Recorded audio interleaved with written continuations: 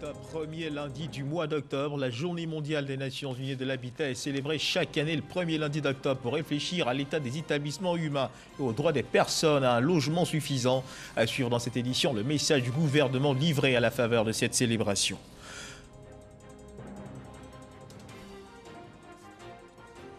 Massa 2022, 78 artistes et groupes artistiques ont été sélectionnés sur 801 candidatures, toutes disciplines confondues. C'est ce que révèlent les conclusions des travaux du Comité international du Massa 2022, des artistes qui seront en attraction du 5 au 12 mars 2022 à l'occasion de la 12e édition du Marché des Arts et du Spectacle africain.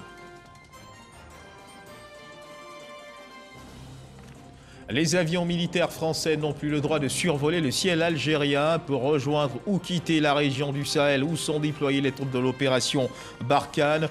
Une décision des autorités algériennes après la restriction sur les visas français aux Algériens. Voilà pour l'essentiel.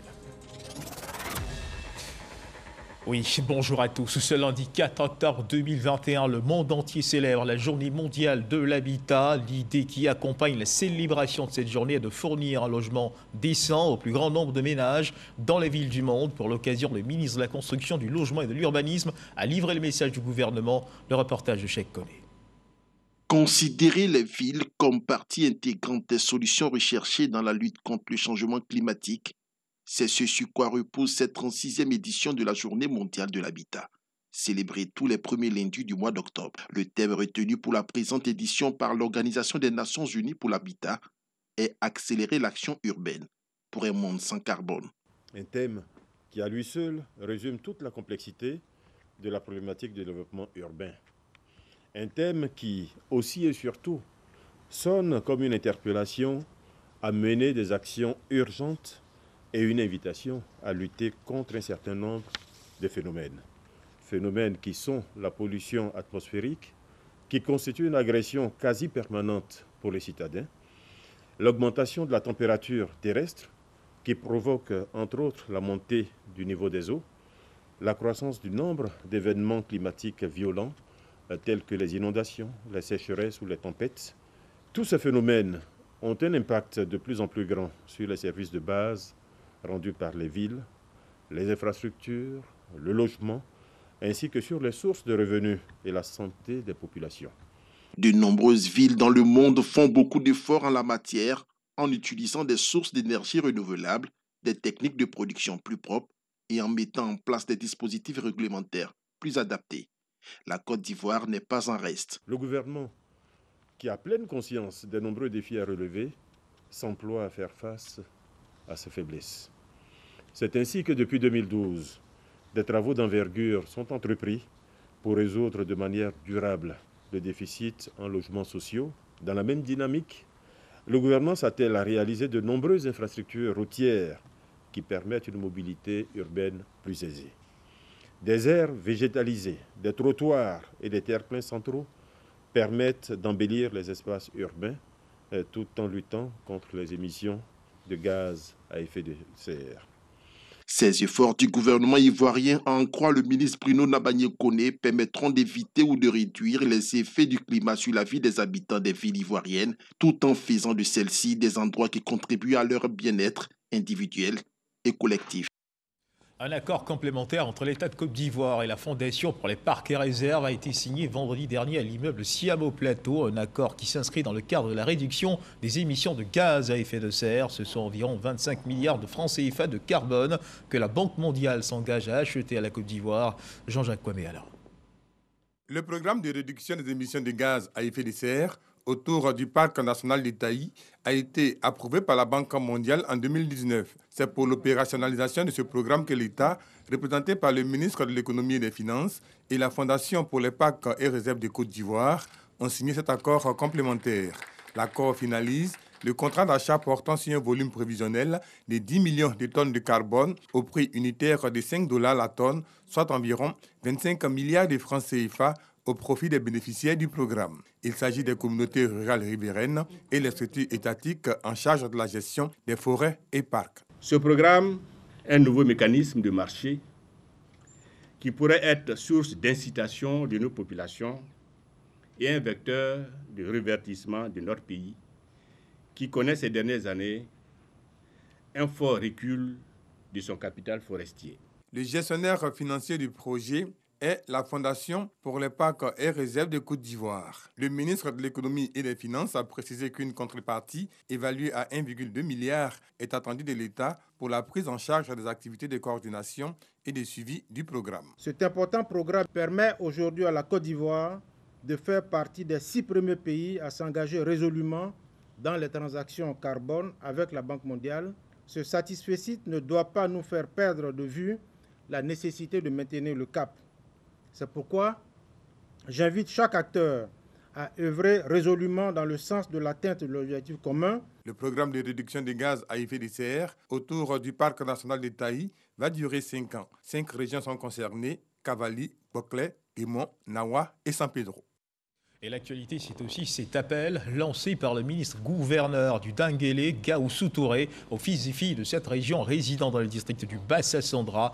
Un appel à l'union, à la cohésion, mais surtout à une synergie d'action afin de faire de la région du Denguélé l'un des districts autonomes les plus riches et les plus développés de la Côte d'Ivoire. C'est ce que nous rapporte Sam Conan. Le ministre-gouverneur Gaoussou Touré nourrit de grandes ambitions pour le district autonome du Denguélé. À terme, il veut faire de ce district l'un des plus riches du pays. L'objectif que nous avons, c'est de faire avant fin 2025 le district du Denguélé l'un des districts les plus riches de la Côte d'Ivoire. Pour cela, il nous faut exploiter rationnellement l'ensemble des potentialités que nous avons. Le ministre-gouverneur qui était à San Pedro dans le cadre de l'investiture du chef central des ressortissants du Denguélé résidant dans le district du Bassa-Sandra a lancé un appel aux fils et aux filles du Denguélé. Pour lui, l'heure est à l'union pour le développement du Denguélé. Le peuple du district du Denguélé doit s'être heureux parce que nous avons parmi nos populations le plus illustre des fils de ce pays, à savoir le président Alassane Ouattara. Le reste du travail, c'est à nous de le faire, parce que lui, il nous demande une seule chose. Il nous demande d'être unis, de nous mettre au travail. Gaoussou Touré a remercié le peuple krou pour son hospitalité. Au nouveau chef central des ressortissants du Denguélé vivant dans le Bassa-Sandra, le ministre-gouverneur Gaoussou Touré a remis un véhicule de type 4x4 au nom du chef de l'État Alassane Ouattara, qui invite les populations à vivre comme par le passé, dans la paix et la cohésion. Et de l'eau potable coule désormais dans les robinets de plusieurs quartiers de la commune de Port-Bouët. Depuis plus d'un an, ces robinets n'avaient pas été visités par le précieux liquide. Ce changement de situation est l'heureuse conséquence du programme Eau pour tous, exécuté par le ministère de l'Hydraulique. Des quartiers soulagés, des résidents heureux. Le ministre de l'Hydraulique, Laurent Tchagba, s'est félicité de ce changement qui contribue au bien-être des habitants de ces quartiers. Eugène Atoubé. Un tour de poignet et puis de l'eau, à la grande satisfaction du maire de Port-Bouët et du ministre de l'Hydraulique.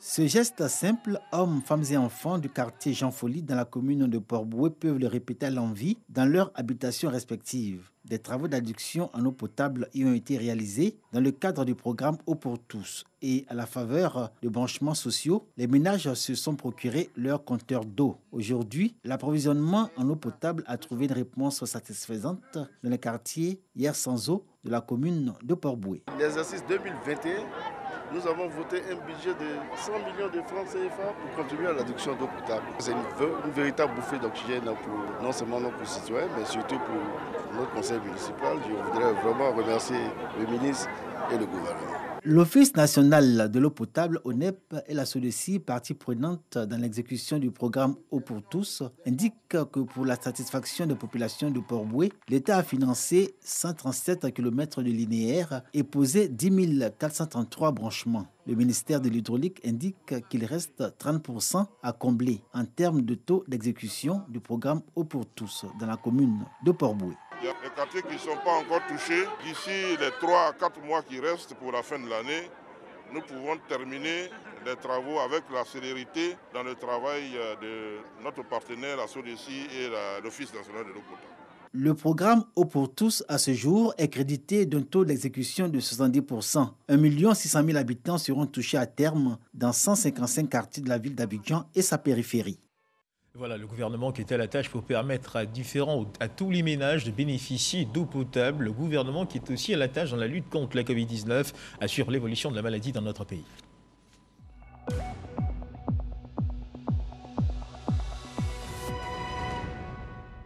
Le ministère de la Santé et de l'Hygiène publique de la couverture maladie universelle a enregistré hier, dimanche 3 octobre 2021, 48 nouveaux cas de Covid-19 sur 3007 échantillons prélevés, soit 1,6% de cas positifs, 84 guéris et 4 décès.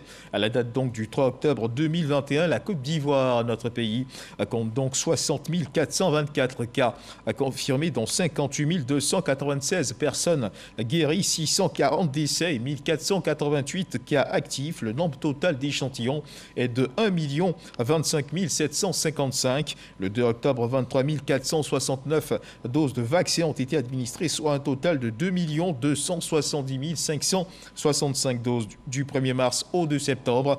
Le ministre de la Santé et de l'Hygiène publique de la couverture maladie universelle invite toutes les personnes de plus de 18 ans à se faire vacciner dans les centres de vaccination. La vaccination contre la Covid-19, rappelons-le, qui est gratuite et volontaire. Ici, il faut également savoir, c'est que l'Union des journalistes correspondants de presse de Côte d'Ivoire, section région du Guemon, offre des kits sanitaires à Gbapleu, localité située dans le département de Diokoé.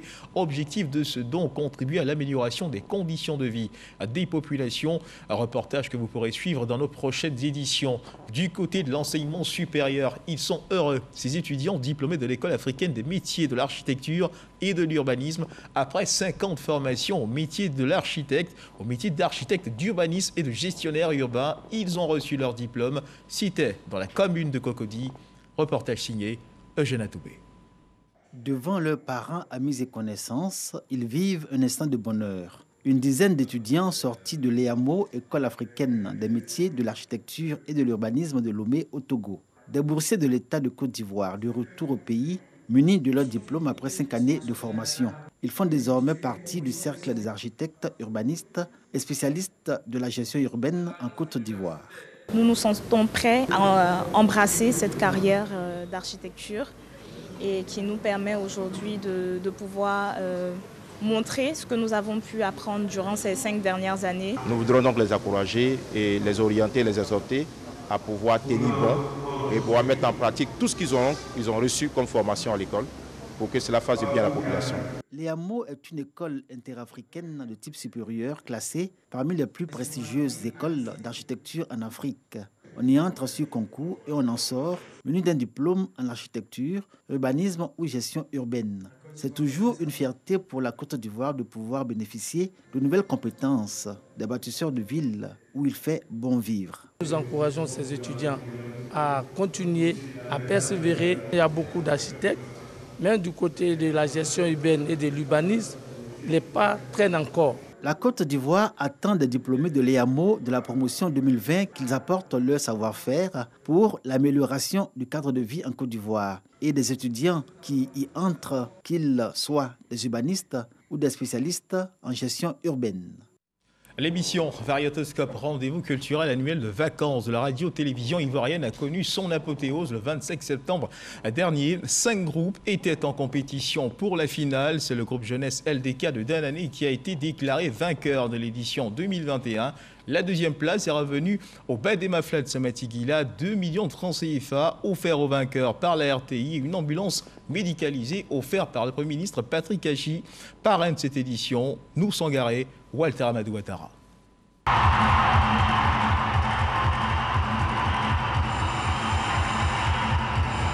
Ambiance surchauffée à la salle polyvalente du parc des sports de Trècheville. C'est la finale de l'émission culturelle de jeunesse de la radio-télévision ivoirienne Variétoscope. Supporters, parrains de groupe sont tous venus prendre part à cette grande messe de la danse et des faits coutumiers. Je suis là depuis 14 heures et en tant qu'un ancien danseur, un homme de métier, un homme dans le milieu, je suis content d'être ici. C'est à cause de mes enfants que je suis là. Les enfants d'Oumé. Aujourd'hui, Oumé doit partir avec la coupe. Je suis là pour soutenir les jeunes, les encourager, parce que la culture est au cœur de nos préoccupations. La culture, qui est notre affaire à Samantigila, c'est pourquoi aujourd'hui vous nous voyez aujourd'hui encore avec le Variétoscope. Là où il y a la culture, nous sommes toujours là pour soutenir nos jeunesses. Pour l'édition 2021 de l'émission Variétoscope, 5 groupes se disputaient le titre. Guéiba de Dronduné, Wabono Système Doumé, Les Merveilles du Cavali, Jeunesse LDK de Danané et Bademafla de Samatigila.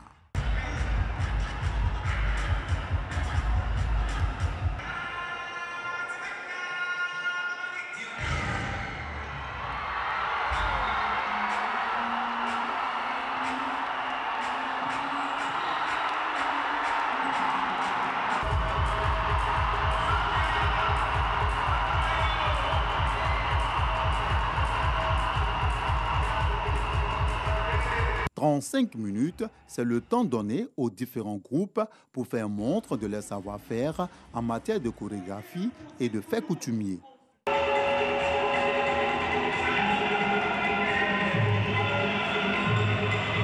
À l'issue des différentes prestations, le groupe Jeunesse LDK de Danané est désigné vainqueur de l'édition 2021 de Variétoscope, suivi de Bademafla de Samatigila qui occupe la 2e place. Le grand vainqueur répare avec la somme de 2 millions de francs CFA offerte par la RTI et une ambulance médicalisée, dont du Premier ministre Patrick Hachi, parrain de l'édition. Il était représenté à cette messe de la culture par Siandou Fofana, ministre du Tourisme et des Loisirs.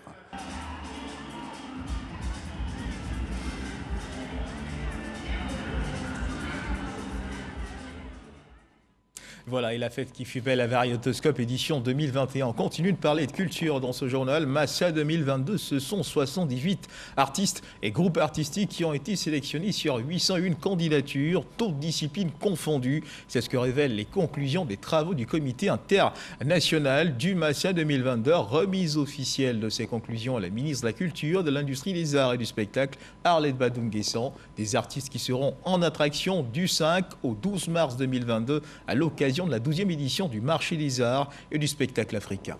Yannick Efoumi, Issa Tchononyeo. 78 artistes et groupes artistiques sélectionnés sur 801 candidatures. Ces professionnels des arts seront en attraction à l'occasion de la 12e édition du marché des arts du spectacle d'Abidjan. L'information est portée par le comité artistique international à la ministre de la Culture et de l'Industrie des Arts et du Spectacle, Arlette Badoum-Guessant. Ça a été difficile parce que les instructions fermes ont été données. Il fallait choisir le talent. Nous venons de plusieurs pays, nous dans le comité artistique, parce que nous savons les importances de ce festival pour les artistes. Je viens du Maroc et pour moi, le Massa, c'est cette Afrique unie. C'est ça, autour de la culture. Prenant acte de cette information, Arlette Badoum-Guessant rappelle l'une des priorités du président de la République, Alassane Ouattara, formaliser et valoriser l'industrie des arts et du spectacle sur le plan national et international. Nous avons donné des instructions fermes à l'équipe qui dirige aujourd'hui le Massa pour que le Massa 2022 soit dans la vision du président de la République, son Excellence Alassane Ouattara. Aujourd'hui, nous sommes dans une dynamique de formaliser cette industrie, de lui donner toutes les chances d'être valorisée et rentabilisée pour le bonheur des acteurs eux-mêmes et pour le bonheur de toute la Côte d'Ivoire et partant de là aussi de l'Afrique. La 12e édition du Massa se tiendra du 5 au 12 mars 2022. Un reportage commenté par Jean-Marc Djadji. On change totalement de registre. On peut parler cette fois de cohésion sociale. Le ministre de la Réconciliation nationale, Kouadio Konan-Bertin, a parrainé une activité initiée par une association de personnes handicapées. Objectif de cette initiative, promouvoir la paix. Le reportage signé Franck Kouadio. La préservation de la paix et la cohésion sociale en Côte d'Ivoire Le mouvement ivoirien des citoyens handicapés s'implique. Le MICH lance alors un appel au dialogue entre toutes les couches sociales. Il s'agit d'œuvrer au maintien de la paix par le dialogue comme moyen de règlement des conflits, mais surtout de contribuer à la création d'un environnement sécurisé en faveur des personnes en situation de handicap. La paix et le dialogue sont les deux armes dont l'humanité doit se munir. Parce que nous devons vivre dans un environnement sécurisé. Et nous, personnes en situation de handicap, ne pouvons évoluer que dans des environnements sécurisés. Et donc la paix pour nous est fondamentale. Le parrain de la cérémonie, le ministre de la Réconciliation nationale et de la cohésion sociale adhère à l'idée. Kwadio Konan-Bertin encourage au vivre ensemble. La problématique, ils l'ont dit eux-mêmes, pendant que les armes crépitent, que fait l'aveugle? Dans quelle direction il va courir? Pendant que les armes crépitent, celui qui n'a pas de jambes, même s'il voit les armes, que fait-il? Ces personnes-là sont vulnérables. Et elles parlent à nos cœurs. Nous qui disposons encore de nos facultés, de tous nos membres, et qui pourront encore tenir les armes pour nous dire qu'eux aussi ont droit à la vie. Or, leur vie n'est possible que dans un environnement sécurisé de paix. Donc, ils nous interpellent, ils nous parlent, c'est profond. Nous sommes sensibles à cela. Et c'est cela qui nous amène à penser que chacun d'entre nous doit s'investir.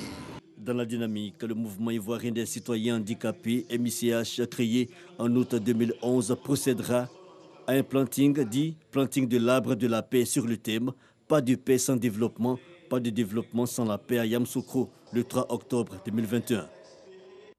Et on reste dans les signaux de la cohésion sociale. Un pagne pour réunir les habitants de la Côte d'Ivoire et les amener à la réconciliation. C'est l'idée émise par le club de la pensée positive. Côte d'Ivoire Nzassa, c'est le nom de ce pagne qui a été officiellement présenté dans la commune de Marcory. Les premières personnes à en bénéficier sont les Aoulaba 2021.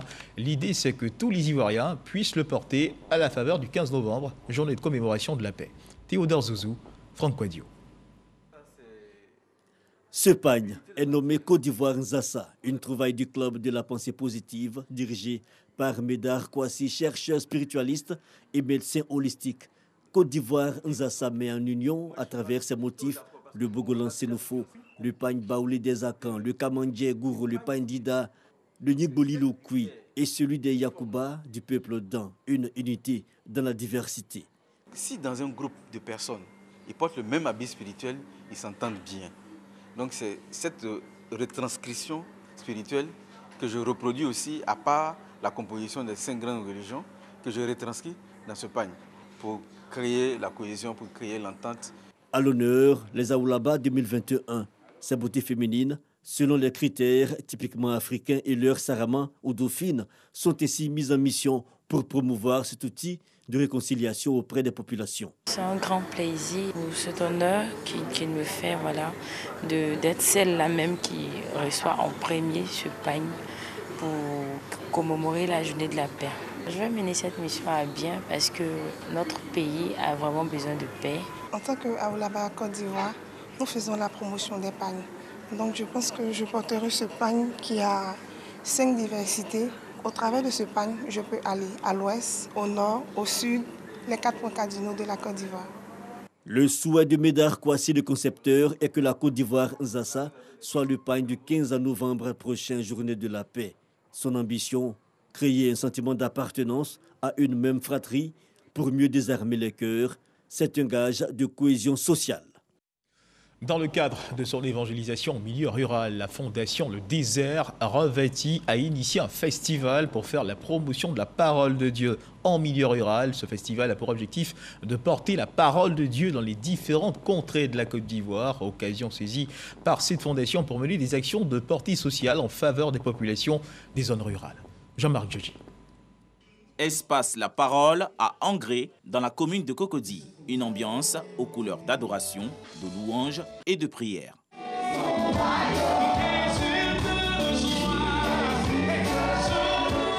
Une ambiance qui marque le lancement de l'édition 2021 du Festival international de la promotion de la parole et de l'amour de Dieu. Une initiative de la Fondation Déserte Revêtie. Objectif, étendre l'évangile du Christ dans toutes les contrées de la Côte d'Ivoire. La parole de Dieu est vraiment importante. Elle est comme le souffle de vie pour chacun de nous. Et nous avons besoin de la connaître parce que c'est elle qui nous libère. Vous voyez? Et donc il faut faire la promotion de cette parole, il faut la porter à la connaissance de tout le monde pour que chacun, véritablement, puisse en bénéficier. Nous avons des activités comme la distribution de vêtements et de chaussures à ceux qui ont des besoins. La distribution de kits scolaires, de bourses ou d'assistance, toujours à ceux qui ont des besoins. Précédé d'actions sociales en faveur des populations rurales, ce Festipad est soutenu par des partenaires. Si notre homme intérieur a changé, notre mentalité a changé, tout peut changer en nous. Étant connecté sur Dieu, on se développe. Et c'est l'évangile qui est la puissance de Dieu qui peut transformer le cœur de l'homme. Le lancement du Festipad a été couplé par la dédicace de l'album du président de la Fondation, album dans lequel le chanteur exhorte à la consécration. Je ne sois pas couvert de honte. Voilà, le sport comme facteur de réconciliation, de rapprochement d'un peuple. Dans la commune d'Adjamé, on a bien compris cette maxime. On a décidé de célébrer la cohésion sociale autour d'un match de football, d'un tournoi parrainé par Eric Tabat. Le reportage de Est Touré. La joie et la fraternité au stade Jean de la Fosse d'Adjamé pour promouvoir les valeurs de paix, d'union au sein des communes d'Adjamé, d'Atekoubé et du Plateau. L'association des centres de formation des 10 communes a initié un tournoi de football qui a réuni environ une centaine d'équipes.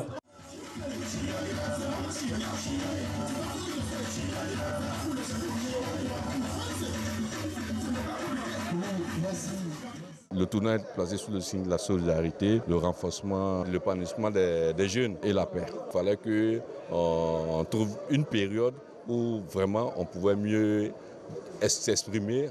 Débutée en juillet dernier, la 4e édition du tournoi de la cohésion est dotée du trophée Eric Tabat, fils d'Adjamé et parrain de l'édition 2021. Les jeunes d'Adjamé veulent fraterniser, veulent renouer avec des valeurs qu'on avait par le passé. C'est une association, je pense, qui est très sérieuse. Honnêtement, ça m'a fait plaisir. À cette 4e édition du tournoi de la cohésion et de la fraternité, Eric Tabat a reçu une distinction pour son engagement sans faille à la recherche de la paix et la cohésion. Des jeunes qui ont communié autour du sport. Et puis la Côte d'Ivoire pleure. Anouma Bro-Félix, virtuose de la guitare. Anouma Bro-Félix est décédé hier dimanche 3 octobre 2021. Anouma Bro-Félix, affaibli par la maladie et sous le poids de l'âge, s'était retiré de la scène musicale. Ce pionnier de la musique acquis était âgé de 86 ans. Il a marqué de son empreinte la culture ivoirienne.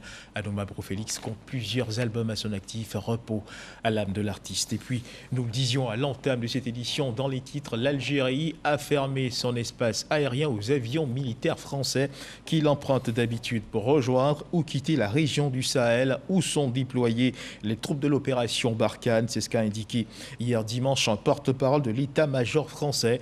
L'armée française n'a reçu aucune notification officielle et selon ce porte-parole de l'état-major français, cela n'affecte ni les opérations ni les missions de renseignement menées par la France au Sahel. Cette décision intervient, rappelons-le, dans un contexte de tensions croissantes entre Alger et Paris après la restriction sur les visas français aux Algériens. Une sortie du président français qui irrite particulièrement l'Algérie. Et on continue notre tour du monde de l'actualité avec cette information.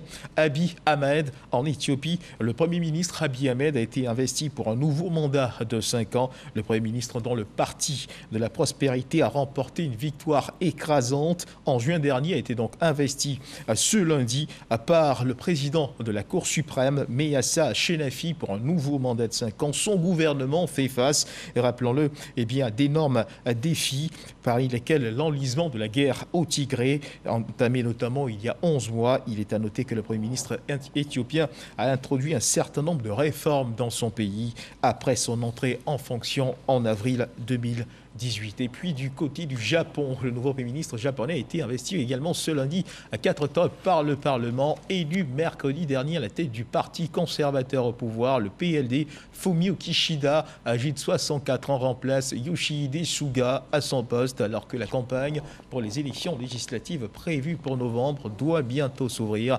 Élu avec le soutien des deux principales factions du parti conservateur qui domine la vie politique japonaise depuis la fin de la Seconde Guerre mondiale, surtout celles dirigées par l'ancien Premier ministre Shinzo Abe. C'est donc la fin de cette édition. Merci de nous avoir suivis. Agréable début d'après-midi. Dieu garde la Côte d'Ivoire.